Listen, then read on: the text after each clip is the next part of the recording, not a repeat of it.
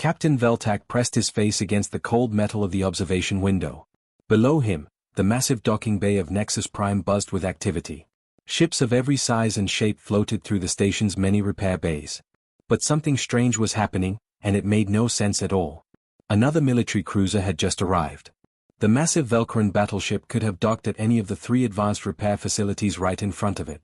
The Zorithian auto-repair bay used robots that could fix a ship in hours. The Catharian molecular rebuilders could make old ships look brand new in just 2 days.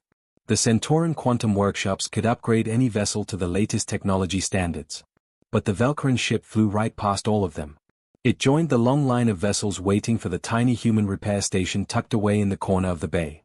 "This is crazy," Veltak said to his aide, Commander Zithak, who stood beside him. "Look at that line. There must be 50 ships waiting for those humans. Some of them have been there for weeks." Zithak nodded and checked his datapad. "The human repair station has a waiting list of 23 days, sir.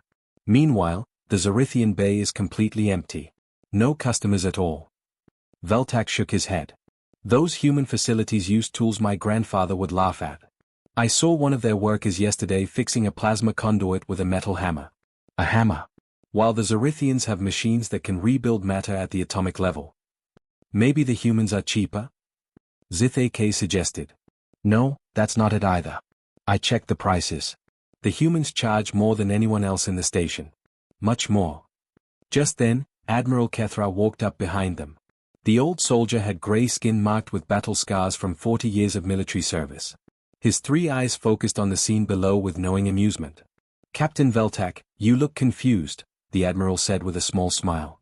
"Admiral, this makes no sense at all," Veltak replied, pointing at the human repair station. "Why do all these ships choose those primitive human facilities? Their technology is centuries behind ours. They use basic tools that belong in a museum." Admiral Kethra moved to the window and watched a small human woman directing a massive cargo ship into the repair bay. She looked tiny next to the enormous vessel, but somehow she seemed completely in control. "Captain, I have been in this fleet for 40 cycles," the Admiral said slowly. "I have seen my ships repaired by every species in the galaxy. Trust me on this, when you need something truly fixed, you go to the humans. They don't just repair machines. They resurrect them." Veltak turned to face the Admiral. "But how is that possible? We have technologies they can't even understand. Our computers can calculate solutions to problems in seconds that would take them days to figure out." "Watch that ship down there," Admiral Kethra said, pointing to a damaged Altarian fighter that had just entered the human bay. "I know that pilot. Captain Nexara. Her ship was hit by plasma fire 3 weeks ago. 5 different repair crews tried to fix it. All of them said it was hopeless. The plasma had melted the engine core beyond repair." Veltak watched as 2 humans approached the fighter. They didn't carry scanning equipment or diagnostic tools. They just walked up to the ship and began running their hands along its damaged hull. "What are they doing?" Veltak asked. "Something no other species can do," the Admiral replied. "They're listening to the ship." "Listening? Ships don't talk, Admiral." Admiral Kethra smiled. "That's what I used to think too. But watch what happens to that fighter over the next few days. I guarantee you it will leave here working better than it did when it was first built." More ships arrived while they watched. A Hectarian transport chose the human line over an empty Catharian bay. A military escort vessel did the same thing. Even a luxury yacht belonging to the Zephyrian embassy passed by 3 available high-tech facilities to join the human waiting list. "I don't understand," Veltak said.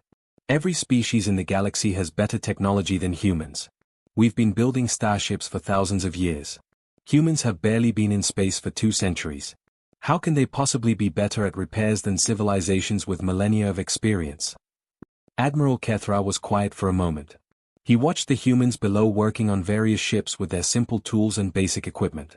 "Captain," he finally said, "I think the answer isn't about technology at all. It's about something else. Something the humans have that the rest of us lost a long time ago." "What's that, sir?" The Admiral turned away from the window. "I'm not sure I can explain it in words. But I'll tell you this much, next week, I'm bringing my own ship to those humans. The Stellar Command has been having power problems for months, and 3 different repair crews have failed to fix it." Veltak watched his Admiral walk away, more confused than ever. How could a species with primitive technology outperform the most advanced civilizations in the galaxy? There had to be a logical explanation. And he was determined to find it. 2 weeks later, Captain Veltak stood in his private quarters aboard the flagship Void Striker staring at a stack of repair reports. 8 months of failed attempts by the galaxy's best engineers lay scattered across his desk. Every report said the same thing: the engine harmonic issues were too complex to fix. "Sir, we're approaching the human repair bay," Commander Zith AK announced over the ship's communication system. Veltak closed his eyes and felt the familiar vibration in the floor.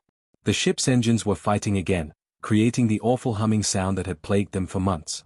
The noise got worse every week, and now it was so bad that some crew members couldn't sleep. "This is a waste of time," Veltak muttered to himself.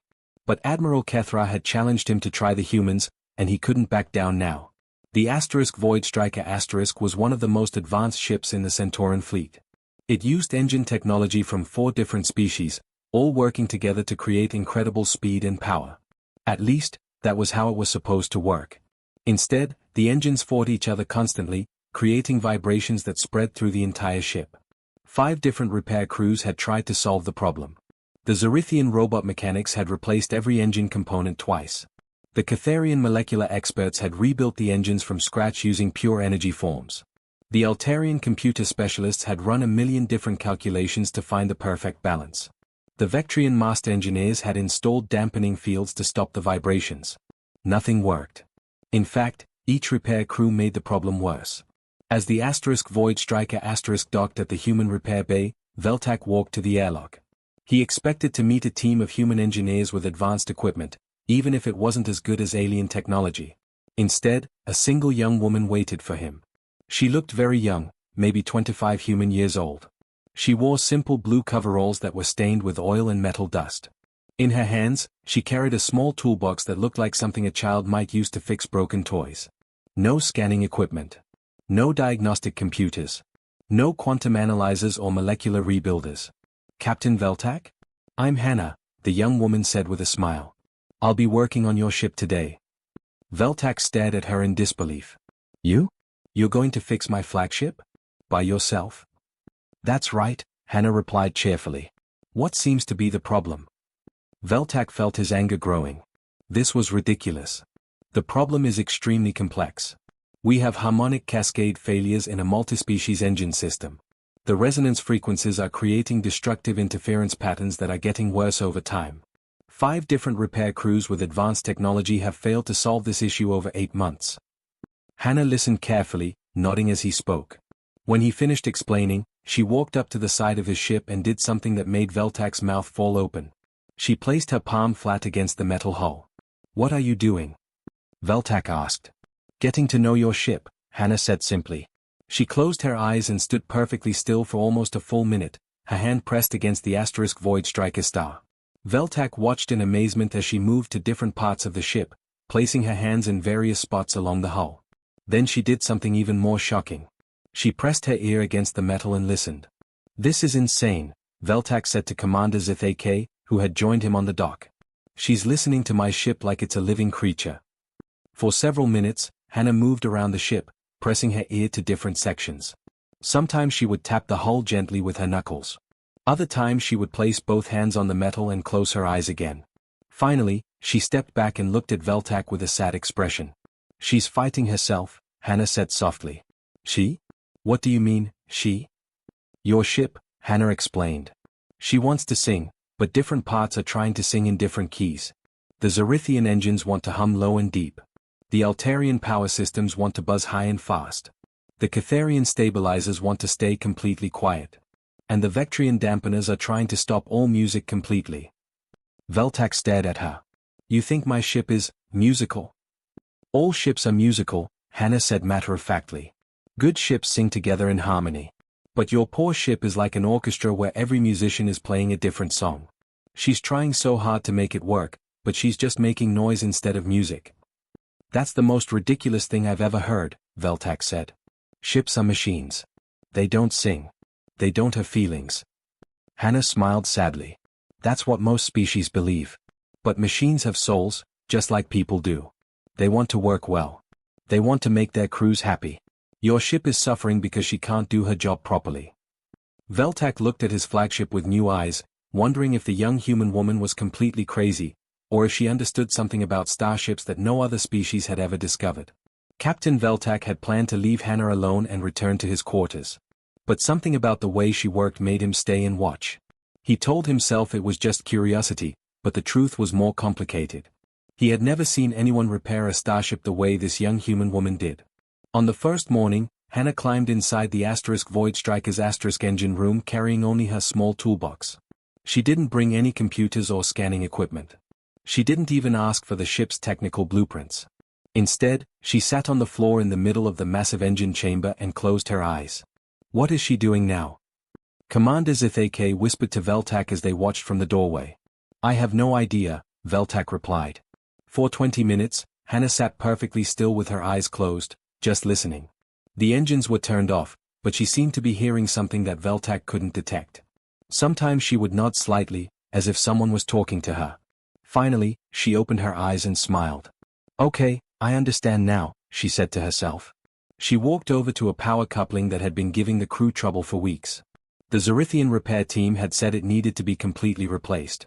The Catharian engineers had tried to rebuild it with new materials. Nothing had worked. Hannah knelt beside the coupling and placed her hands on its metal surface. She closed her eyes again and stayed very still for several minutes. There you go, she whispered to the coupling, as if she was talking to a scared child. I know you're confused. All these different voices telling you what to do. But I'm going to help you find your own voice. With gentle movements, she began to adjust tiny components inside the coupling. She didn't use any measuring tools or calculation devices. She just made small changes and listened carefully after each one. Just needed someone to listen, she murmured to the coupling as it suddenly began to glow with steady blue light. For the first time in months, it was working perfectly. Over the next hour, Veltak watched Hannah move through the engine room like a dancer. She touched each piece of equipment carefully, spending time with every component. Sometimes she would hum softly while she worked. Other times she would whisper encouraging words to stubborn parts.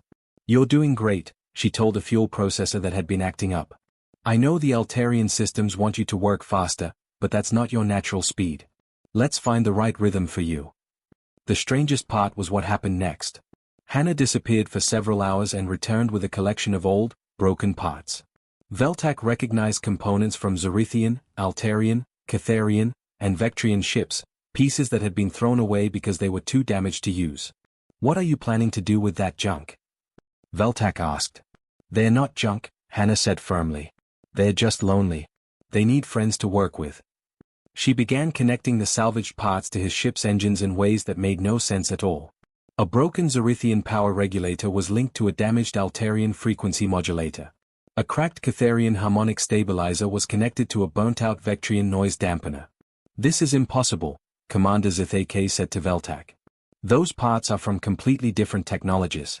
They use different power sources, different communication protocols, different everything. They can't work together. But somehow they did work together. As Hannah connected each piece, the engines began to sound different. The awful grinding and humming noises started to fade away. Instead, Veltak could hear something he had never noticed before. Each engine system had its own unique sound, like musical instruments in an orchestra. On the second day, Hannah worked on the connections between the different engine systems. She created small bridge devices using pieces from her collection of salvaged parts. Each bridge was unique, designed to help two different systems communicate with each other. The Zorithian engines speak in deep bass tones, she explained to Veltak as she worked. But the Altarian power systems talk in high-pitched frequencies. They can't understand each other, so they get frustrated and start fighting. She held up a small device made from broken parts of 3 different species technologies. This little bridge will translate between them. It will help them find a frequency they can both use to talk to each other. As she installed each bridge device, the engines began to change. The fighting sounds stopped. The grinding noises disappeared. Instead, Veltak could hear something beautiful beginning to emerge. Listen, Hannah said softly on the second evening. She's starting to find her voice. Veltak pressed his ear to the wall and listened carefully. For the first time in 8 months, his ship's engines weren't fighting. They were working together, creating a low, steady hum that sounded almost like singing. Tomorrow we'll start her up properly, Hannah said with a tired but happy smile. She's ready to sing her real song now. That night, Veltak lay in his bed listening to his ship. the awful vibrations were gone. Instead, the Void Striker hummed with a gentle, peaceful sound that helped him fall asleep faster than he had in months. On the third morning, Hannah asked Veltak to start up the Void Striker's engines for the first time since the repairs began. Veltak stood in the engine room with his heart pounding. 8 months of failed repairs had taught him not to hope for too much. Ready? Hannah asked with a confident smile. Veltak pressed the startup button and held his breath. The engines came to life with a sound he had never heard before. Instead of grinding and fighting, they sang together in perfect harmony. The deep Zerithian bass notes blended beautifully with the high Altarian frequencies. The Catharian stabilizers added a gentle rhythm, while the Vectrian systems provided a subtle background hum. By the stars, Commander Zithake whispered. It sounds like music. But the sound was only the beginning. When Veltak checked the engine performance readings on his control panel, he couldn't believe what he saw. The Void Striker wasn't just fixed, it was running better than it ever had, even when it was brand new. These readings can't be right, he said, staring at the numbers. The engines are producing 30% more power than their original design specifications. That's impossible. Hannah laughed softly. Your ship was always capable of this. She just needed her different parts to work together properly. When systems fight each other, they waste enormous amounts of energy. When they cooperate, they can accomplish amazing things. Within hours, word spread throughout Nexus Prime that something extraordinary had happened at the human repair bay. Engineers from every species began arriving to examine the Void Striker star. They brought advanced scanning equipment and spent hours studying Hannah's modifications. Dr. Quilnex, the station's chief technology analyst, led a team of 12 specialists in examining the ship. He was a Catharian with 4 arms and 6 eyes, considered one of the finest engineers in the galaxy. His team used quantum scanners, molecular analyzers, and dimensional mapping devices to study every change Hannah had made. After 2 full days of analysis, Dr. Quilnex requested a meeting with Captain Veltak. The elderly scientist looked frustrated and confused as he spread his reports across Veltak's desk. Captain Veltak, I must be honest with you, Dr. Quilnex began. I cannot understand how your ship is working. The human has created connections that violate several fundamental engineering principles, yet they function flawlessly. He pointed to a diagram showing one of Hannah's bridge devices. This component should not work. It connects a Zerithian power regulator operating at 2.7 THz to an Altarian frequency modulator running at 4.9 THz. The mathematics say this is impossible. The energy patterns are completely incompatible. But it does work, Veltak said. Yes, and that's what bothers me, Dr. Quilnex replied. Not only does it work, but it somehow makes both systems more efficient. My team has run every test we know, and we cannot explain why. We certainly cannot replicate it. More engineers arrived throughout the week. The Zerithian master mechanics studied Hannah's work with their most advanced robot assistants. The Altarian computer specialists ran millions of calculations trying to understand her bridge systems. The Vectrian quantum engineers brought equipment that could analyze matter at the subatomic level. They all reached the same conclusion: Hannah's repairs should be impossible, but they worked better than anything they had ever seen. Hannah seemed amused by all the attention. She continued working on other ships while the alien scientists studied the Void Striker star.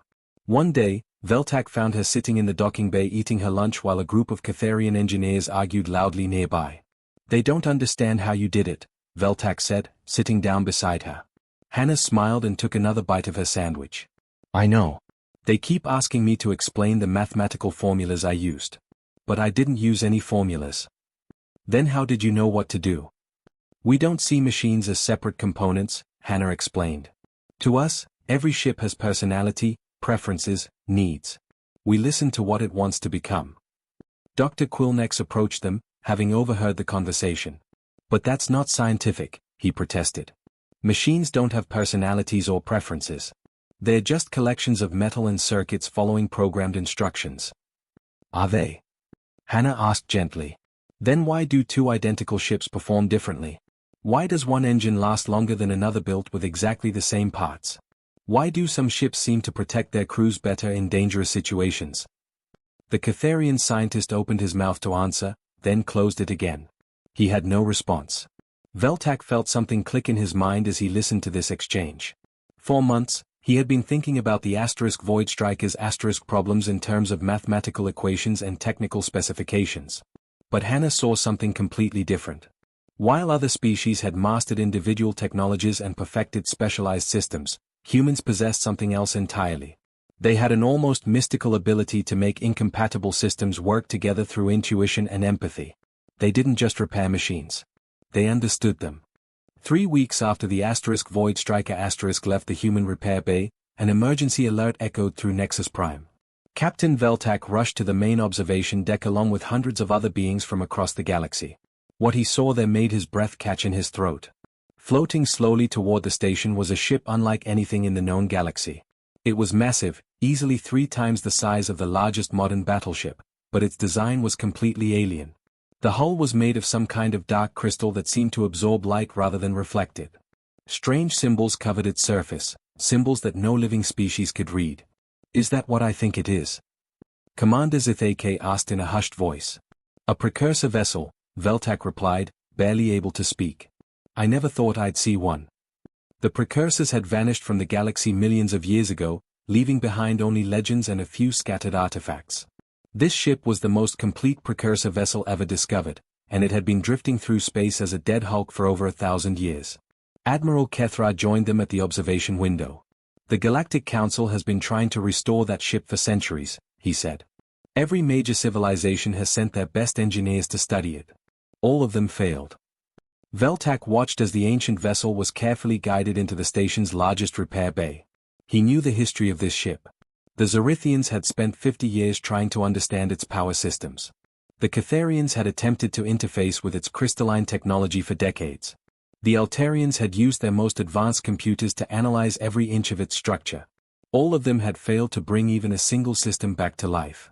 "The ship has been completely dead for over 1,000 years, Admiral Kethra continued. No power, no lights, no response to any kind of stimulus. Most experts believe its technology is too ancient and alien for any modern species to understand." But Veltak had a strange feeling as he watched the precursor vessel settle into the repair bay. Without really thinking about it, he made his way down to the docking level. He wasn't sure why, but he needed to see what would happen when the humans encountered this ancient mystery. When he arrived at the human repair station, he found Hannah standing at the edge of the bay, staring at the precursor ship with wide eyes. She looked very small next to the massive crystal vessel. "It's beautiful," she whispered. Dr. Quillnex and his team of scientists were already setting up their equipment around the ship. "We'll begin with quantum resonance scans," the Catharian announced to his colleagues. "Perhaps we can succeed where others have failed." But Hannah wasn't listening to the scientists. She walked slowly toward the precursor vessel, carrying nothing but her small toolbox. As she got closer, something extraordinary happened. A single light flickered along the ship's dark crystal hull. Everyone in the bay stopped what they were doing instead. The light was faint, just a brief blue glow that appeared for a moment and then disappeared. But it was the first sign of life the ship had shown in over a millennium. "Impossible," Dr. Quillnex breathed. "The ship is responding to her presence alone." Hannah continued walking toward the vessel. With each step she took, more lights began to flicker along its surface. By the time she reached the hull, a dozen crystalline panels were glowing softly. She placed her palm against the dark crystal surface and closed her eyes. The response was immediate and dramatic. Lines of blue light began racing across the entire ship like electric veins. The strange symbols on the hull started to pulse with soft illumination. "What's happening?" Veltak asked, unable to believe what he was seeing. Hannah moved along the ship's hull, touching different crystalline interfaces with her hands. Each time she made contact, more systems awakened. The ship began to hum, not with the mechanical sounds of modern engines, but with something deeper and more musical. "She's been sleeping for so long," Hannah said softly, tears forming in her eyes. "She's been waiting for someone to understand." As Hannah worked, the ancient ship continued to come alive. Systems that had been dark for eons blazed back to brilliance. The crystal hull began to glow from within, casting beautiful patterns of light across the repair bay. The humming sound grew stronger, filling the entire space with music unlike anything any of them had ever heard. "How?" Veltak whispered in awe. "How is this possible?" Hannah turned to face him, tears flowing freely down her cheeks as the ancient ship fully awakened around them. "Humans don't just build tools," she said. "We give them purpose. We love them. And sometimes, if you love something enough, it loves you back." Standing there in the glow of the restored precursor ship, listening to its ancient song, Veltak finally understood the truth. It wasn't about superior technology or advanced engineering techniques. It was about something much more profound. While other species saw machines as objects to be controlled and commanded, humans saw them as partners with their own dignity and dreams. They didn't just repair broken things, they brought them back to life with love and understanding. That was why aliens trusted human repair stations. That was the secret that made humans special in a galaxy full of advanced civilizations. They had never lost the ability to see the soul in every machine they touched.